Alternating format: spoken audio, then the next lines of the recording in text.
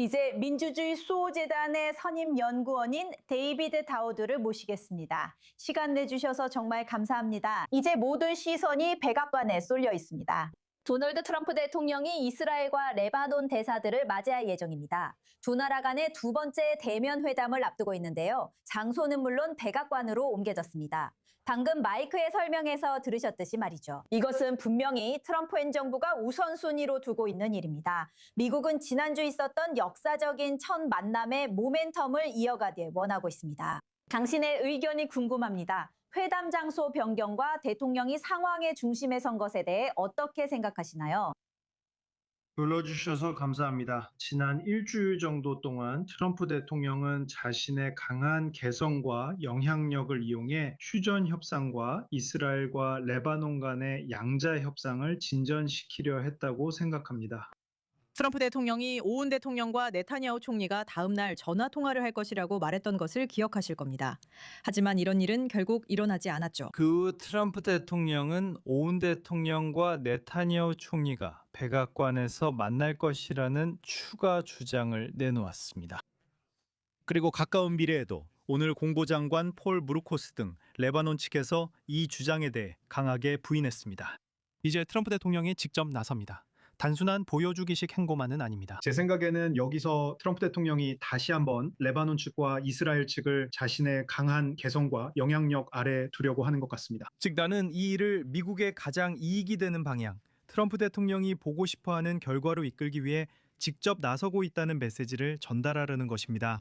그리고 그는 그렇게 함으로써 네타냐후 총리나 로한 대통령이 미국이 제시하는 조건에 동의하는 데 가질 수 있는 어떤 망설임도 극복하려고 하고 있습니다. 저는 이것이 트럼프 대통령의 또 다른 실질적 조치라고 생각합니다. 보여주기식이 아닙니다. 하지만 양측 모두에게 압박을 가해서 그들이 각자의 입장에서 망설이거나 고집을 부리더라도 결국 자신이 만족할 만한 어떤 합의에 이르도록 하려는 것입니다. 이 회담에 앞서 레바논의 총리인 나프 살람은 베이루트가 남부 지역에 있는 이스라엘의 완충지대를 받아들일 수 없다고 말했습니다. 이스라엘군, 이스라엘 북부의 민간인들을 보호하기 위해 설치한 전방 방어선이라고 부르고 있는 것입니다. 그 간극을 어떻게 메울 수 있을까요? 결국 이스라엘인들에게 남는 질문은 누가 헤즈볼라를 무장해제시킬 것인지, 그리고 북부 지역의 주민들이 다시 안전하다고 느낄 수 있도록 어떤 보장이 마련될 것인지입니다.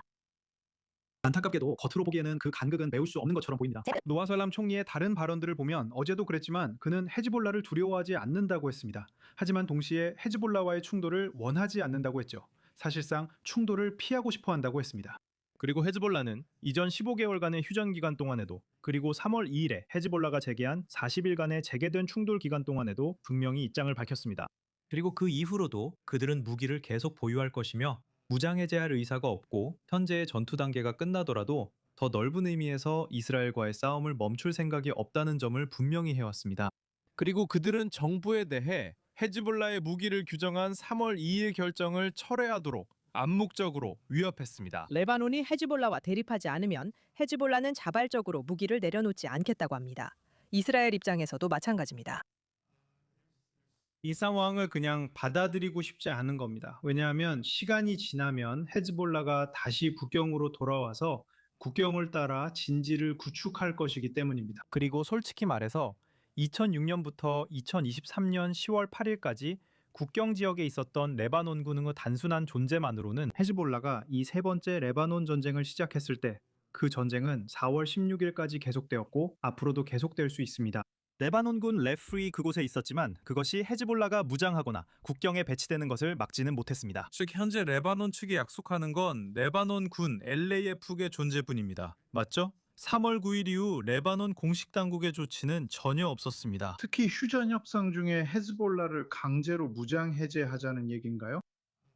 그러니까 이스라엘 측에서는 보장이라는 게 알다시피 유엔 평화유지군도 아니고 레바논군도 아닙니다. 이스라엘인들은 스스로에게 의존하는 법을 배웠습니다. 저는 북부에 사는 평범한 이스라엘 시민들이 북쪽에서 헤즈볼라 깃발이나 어설픈 히브리어로 쓰인 미협 현수막을 보고 싶어하지 않는다고 생각합니다. 그리고 안타깝게도 국경에 레바논 국기가 걸려 있다고 해서 아직 안전이 보장되는 것은 아닙니다. 지금 이 순간 그들에게 집으로 돌아갈 수 있는 안전과 안도감을 주는 유일한 것은 블루라인 너머로 보이는 이스라엘 국기뿐입니다. 네, 아직 많은 의문점이 남아 있습니다. 우리는 다음 협상에서 어떤 결과가 나올지 지켜보고 있습니다. 그리고 분명히 데이빗, 지금은 미국 대통령, 국무장관이 어떤 역할을 할 수 있는지에 초점이 맞춰져 있습니다. 하지만 저는 지금 리야드에 대한 당신의 견해가 궁금합니다. 사우디아라비아가 레바논이 아랍 정상회의 결의안과 아랍 평화 이니셔티브의 틀 안에서 이스라엘과의 협상 및 대화에 대해 통일된 입장을 취하기를 원한다는 보도가 있습니다. 현실적으로 사우디아라비아가 여기서 어떤 역할을 할 수 있을까요? 어떤 영향력을 미칠 수 있을까요? 어떤 지렛대를 가지고 있을까요? 아랍 평화 이니셔티브도 꼭 언급해야 합니다. 모두 함께 설명해 주세요. 글쎄요, 이건 레바논 측에서는 새로운 일이 아닙니다. 그러니까 나왑살람 총리도 이스라엘과의 평화에 대해 레바논의 입장은 아랍 평화 이니셔티브에 따른 것이며 집단적인 평화가 될 것이고 레바논이 앞장서서 이스라엘과 관계 정상화나 수교를 추진하지는 않을 것이라고 말한 바 있습니다. 저는 사우디아라비아가 현재 모든 레바논인들 사이에 공존 방식을 만들려 한다고 생각합니다. 레바논과 이스라엘 사이의 이견을 차치하고 레바논 내부에서 합의를 이루려는 것이라고 볼 수 있습니다. 그것이 적어도 국경에서의 평온, 영구적인 평온으로 이어질 것입니다. 아니면 글쎄요, 영구적인 평온은 아닐지라도 레바논과 이스라엘 사이의 국경에서는 평온이 유지될 것입니다. 문제는 그것이 영구적인 평온이 될지 아니면 2006년부터 2023년까지 존재했던 것처럼 기만적인 평온이 될지입니다.